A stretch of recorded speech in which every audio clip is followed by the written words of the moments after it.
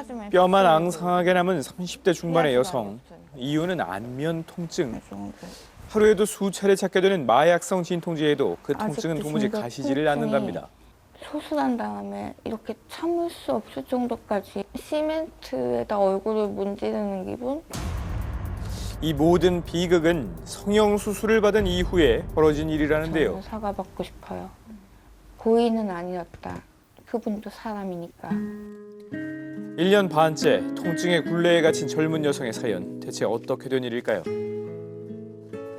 네, 오늘은 성형외과에서 일어난 이야기입니다. 앞서 사례자의 현재 모습을 함께 보셨는데요. 자, 도대체 이분에게 무슨 일이 있었던 걸까요? 네. 광대 축수술 등 안면 성형 수술을 받은 직후 3차 예. 신경통이란 진단을 받은 30대 여성의 이야기인데요. 예. 수술 직후부터 안면 전체에 통증이 생겨서 수술 중에 어떤 문제가 있었던 것은 아닌지 환자와 가족은 의문을 제기하고 있는 사건입니다. 예, 피해자의 말로는요. 출산의 고통과 같은 통증을 24시간 동안 느끼고 있다고 합니다. 자, 화면으로 사연을 만나보시죠. 처음 재경 씨가 성형외과에 향한 것은 단지 처져 보이는 얼굴을 상담받을 목적이었다고 합니다. 제 얼굴이 약간 피라미드형? 앞만 줄이고 뒤에는 큰 그런 모습이라서 이상하다고 말씀하셨어요. 수년 전 축소 수술을 받았던 광대뼈가 이상하다며 의사가 재수술을 권유했다고 하는데요. 700 정도 하는데 이 리프팅 수술과 같이 하면 300에 해주겠다는 거예요. 그리하여 받게 된 광대 축소술. 하지만 그 이후의 통증은 예전 수술 때와 달랐답니다. 얼굴에서 뒤통수, 머리, 코, 턱 빼고 다 아프다고 생각하시면 돼요. 안아 쪽으로도 아프고 귀 앞이 제일 아픈데 여기는 욱신욱신 터질 것 같고 고막이 찢어지는 느낌이 들어요. 어떡해요. 이러다 김어는 거 아닌가 싶을 정도로. 수술 직후 수개월이 지났는데도 사라지지 않던 통증은 검사 결과 3차 신경통이라고 밝혀졌다는데요. 마치 출산할 때 고통과 비슷한 통증이 24시간 내내 재경 씨를 괴롭히는 상황은 1년 반이 지난 지금도 진행 중이랍니다. 패치도 붙이고 마약성 진통제를 먹으면서 아나플락시스? 토를 너무 많이 하고 음식이 무서울 정도로 토를 했어요. 진통제 부작용에 시달리는 몸은 어느새 뼈만 앙상하게 남아서 한때는 몸무게가 24kg에 불과한 시절도 있었답니다. 재경 씨는 이 모든 책임이 수술을 진행한 병원에 있다고 주장하는데요. 제가 겪고 있는 통증의 원인은 광대 축소와 미미 거상이죠. 그때부터 시작되었으니까요. 지금까지. 하지만 병원 측과의 대화나 합의는 제대로 진행되지 못한 상황입니다. 대체 이 젊은 여성이 겪는 비극은 어떻게 해결할 수 있을까요? 환자가 느낀 게 3차 신경통이라는 진단을 받았다고 하거든요.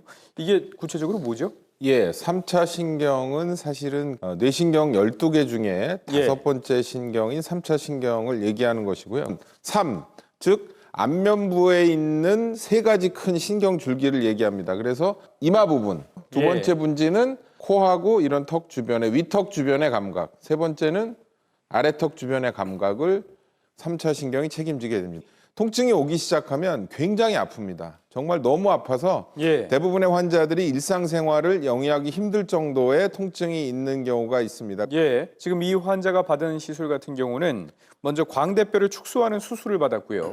또 안면을 끌어올리는 시술을 받았다고 하거든요. 이게 3차 신경통과 관련이 있을까요? 근데 우리가 흔히 광대 그러면 요 앞에 이마, 이 앞쪽을 얘기하는데 요 옆에 부분까지를 얘기합니다. 그래서 이 부분이 커지거나 돌출되면 인상이 좀 틀려 보이기 때문에 여기를 손을 대는 건데요. 예. 여기 지금 그 쇠가 들어가 있는 부분이 있는데 이 부분을 잘라내고 안으로 밀어 넣는 수술을 하게 됩니다. 아, 예. 요 손을 댄 요 위치가 3차 신경이 분지 부위에서 매우 가깝게 있기 때문에 이론적으로는 수술에 따라서 외상을 입을 가능성은 충분히 있다고 보여집니다. 자, 광대뼈를 실제 수술하는 전문의에게도 자문을 구했습니다. 대체 통증은 어디서 온 걸까요? 통증이요? 근데 개연성은 수술에 의해서 왔다고 봐야죠. 수술 자체. 요 분은 이렇게 절골 수술이 수술 목적상 이렇게 받았어요. 왜냐면 광대뼈가 크니까 줄이고 옆에 폭이 넓으니까 좀 좁게 보이려고. 요게 되게 광대 축소술이에요. 그렇다면 혹시 수술 중에 어떤 과실이 있는 건 아닐까요? 쉽게 말하면은 의도된 손상이라고 봐야 되거든요. 의도된 손상일 때는 계획에 따라서 한 거기 때문에 수술 오류라고 보기는 어려워요. 근데 이제 그게 저런 후유증이 올 수 있는 거를 감안을 하고 하는 거거든요. 그럴 경우에는 이제 아무래도 이제 환자가 충분히 이해를 하게끔 하고 뭐 해야 되죠, 저게. 하지만 재경 씨는 수술 전 후유증은 물론 수술 방법조차도 설명을 듣지 못했답니다. 아니요. 수술 기법에 대해서는 설명이 없었고요. 그냥 단순히 지금 여기 부분이 이렇게 좀 더 들어갈 거다 이렇게 말씀해 주셨고 제가 그때 뭐에 홀렸나 봐요. 아무 설명이 없었는데 그냥 수술을 한 거예요. 보이니까 한편 통증 탓에 살이 좀 해당 써야 병원에 되니까. 찾아가 울며 하소연하기를 수차례. 그러던 어느 날 한 가지 의아한 일을 겪었답니다. 그날도 통증으로 눈물바람인 상태였다는데요. 원장님이 여기다가 지장 받아 오래요 라고 했어요. 그때도 역시 계속 그냥 앉아서 바보같이 울고 있었죠. 울고 있는데 진료기록지에 내용은 보여주지도 않고 보험장에 제 손을 짚더니 지장을 찍은 거예요.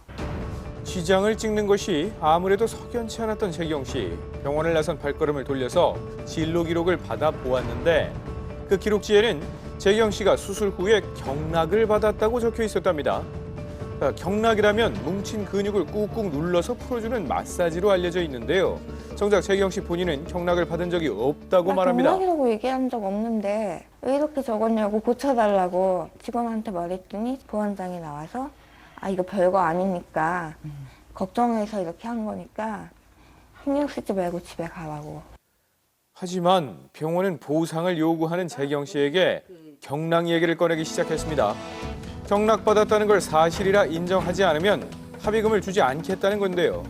어느새 경락이 사건 해결의 잣대처럼 된 상황이 너무나 우려스러운 재경 씨와 그의 어머니는 경락은 말도 안 되는 일이라고 얼굴에 하소연합니다. 손도 못 댈 정도로 아픈 상황이었고 바람만 불어서 바람만 얼굴을 스쳐도 따가워서 눈물을 흘리고 그 눈물 때문에 또 아파했던 애예요. 거짓을 사실로 네네, 인정할 수 사진 없다며 찍은 합의를 기록들이. 거부한 재경 씨. 통증의 원인이 경락 탓이라 병원이 주장하고 나설까 걱정스럽답니다. 아니지 이거야. 못했어요. 사진을 보시면 알겠지만 정말 피멍 그 자체였거든요. 그 상황에서 어떤 사람이 얼굴을 자꾸 만져보고 눌러보고 할 수 있을지 좀 궁금하네요. 일단 짚고 넘어가야 할 게 만약에 경락을 받았다면 지금의 통증과 연관성이 분명히 있다고 볼 수 있는 건가요? 그림에서도 잠깐 설명을 드렸지만 수술 과정이라든가 위치 자체가 3차 신경이 지나가는 길목에 있기 때문에 예. 수술 즉시 경락을 받았다면 충분히 개연성은 있어 보입니다. 지금 환자의 의무 기록상으로는 경락을 받았다고 나와 있는데 네네. 환자는 받은 바가 없답니다. 이거 네네. 어떻게 입증해야 될까요? 네. 환자는 병원이 경락받았다라는 부분을 임의로 기재했다고 주장하고 있는데요. 예. 그런 환자의 주장을 입증할 수 있는 증거는 없습니다. 하지만 그 기재된 부분이 일반적이지 않다라는 부분을 들어서 재판부에게 그 진료기록부가 신빙성이 없다 이렇게 주장을 해야 될 것 같습니다. 예. 네, 진료기록부를 보시면 네, 경락을 받으시고라는 부분이 있는데요. 이 부분이 다른 날짜들 옆에 기재되어 있단 말입니다. 예. 통상적으로 이 말 정말 했다라고 하면 이 날짜 밑에 적어지는 것이 일반적인데 그렇죠. 이렇게 옆에 적어진 부분에 비춰보면은 예, 예. 나중에 추가적으로 기재한 것으로 보여집니다. 예. 실제 환자는 이런 경락을 받은 적이 없다라고 주장하고 있고요. 그렇죠. 이런 경우에는 이 기록을 한 사람을 증인으로 예. 법정으로 소환해서 사실관계가 어떻게 된 건지 확인해야 될 필요성이 있을 것 같습니다. 만약에 네. 지금 이 의무 기록이 허위로 작성되었다는 게 밝혀진다면 예, 예. 이것도 법적인 처벌을 받을 수 있겠네요. 네, 맞습니다. 의료법상 예. 진료기록부를 허위로 작성하거나 고의로 사실과 다르게 추가하거나 소정하는 경우에는 3년 이하의 징역 또는 1,000만 원 이하의 벌금에 처해질 수 있도록 규정하고 있습니다. 예, 예. 자, 그리고요. 경락을 받았느냐 받지 않았느냐와 상관없이 네. 지금 환자는 어쨌든 수술 이후에 극심한 통증에 시달리고 있단 말이죠. 네네. 이것 자체만으로는 어떤 법적인 문제 제기를 할 수 없는 건가요? 네, 손해배상 책임을 물을 수가 있습니다. 아, 그래요? 이런 광대축 수술 같은 경우 예. 3차 신경이 손상될 가능성이 상당히 높은데요. 예. 이런 설명을 하지 않았습니다. 그런데 예. 만약에 환자가 이런 부작용이 있다라는 걸 설명을 들었다고 한다면 수술을 거부했을 가능성도 있거든요. 예. 이런 경우에는 설명 의무 위반과 예. 손해 사이에 상당히 인과관계가 인정되기 때문에 예, 예. 의자료뿐만 아니고 재산적인 손해에 대해서도 손해배상을 물을 수가 있습니다. 예. 자, 그리고 또 한 가지 궁금한 게요. 이 극단적인 장애까지는 아니더라도 네네. 성형 수술이라는 게 어쨌든 미용을 위한 거잖아요. 네네. 주관적으로 수술 이후가 마음에 들지 않을 수도 있는데 네. 이런 경우에도 법적인 문제 제기 가능한가요? 그렇지는 않고요. 예. 우선은 주관적으로 예. 내가 받은 성형이 마음에 들지 않는다. 예. 예를 들어 쌍꺼풀에 약간의 어떤 차이가 있다. 예. 이 정도 가지고 어떤 문제를 제기할 수 있는 건 아니고요. 예. 제3자가 보기에 예. 정말 수술이 잘못됐다. 예. 이렇게 의문을 제기하는 경우에는 예. 배상을 받을 수가 있습니다. 그 기준이 어떤 거죠? 네. 예를 들자면 예. 우리가 성형 사건 같은 경우 도급 계약에 준해서 보는데요. 예. 그러니까 우리가 집을 지어달라고 할 때는 예. 그 집을 지어줄 것을 목표로 해가지고 돈을 지급하는 거잖아요. 그런데 그 집을 짓지 않은 경우에는 또는 제대로 못 짓는 경우에는 그 집을 짓는 비용을 지급하면 안 되잖아요. 그렇죠. 마찬가지입니다. 성형이라는 거는 어떤 미용이라는 어떤 결과를 목표로 하는 거거든요. 예. 예를 들자면 5mm를 높여달라 예. 또는 비뚤어진 코를 바로잡아달라 예. 이런 계약의 목적을 서로 간에 어허. 계약을 했는데 그 목적을 달성하지 못한 경우에는 예. 이미 지급한 진료비를 환불받을 수 있습니다. 그렇군요. 성형의 목적을 달성하지 못한 책임이 인정되는 셈인 건데 네네. 자 이렇게 성형 수술을 혹시 고민하는 분들 유의할 점이 있을까요, 박사님? 이번 사례와 같이 광대뼈를 축소하거나 얼굴에 있는 뼈를 손대는 수술에 있어서는 외국에서는 사실은 큰 외상이나 이런 그 손상을 입었을 때 많이 이루어지는 것이고요. 정말로 이런 목적으로 우리나라처럼 이렇게 많이 수술하고 있는 케이스는 별로 그렇게 많지는 않습니다. 그래서 성형 수술을 고려하실 때 반드시 생각하셔야 될 건 뭐냐면 정말 이렇게 했을 때 내가 얻는 득 얼마나 이뻐질까 하는 부분과 혹시 잘못되거나 그 과정에서 있는 실을 정확하게 따져보시고 전문가하고 상의를 충분히 하신 후에 한 번 더 생각하실 수 있는 그런 현명함이 필요한 시기가 아닌가 생각이 듭니다. 네. 자, 오늘 사례자 하루빨리 정말 지금의 고통에서 벗어나기를 진심으로 기원하겠고요. 또 그리고 혹시라도 지금 성형 수술을 고민하고 있는 분들이라면 저희 방송 보시고 한 번 더 심도 있게 고민해 보시기 바랍니다. 여기서 마치죠.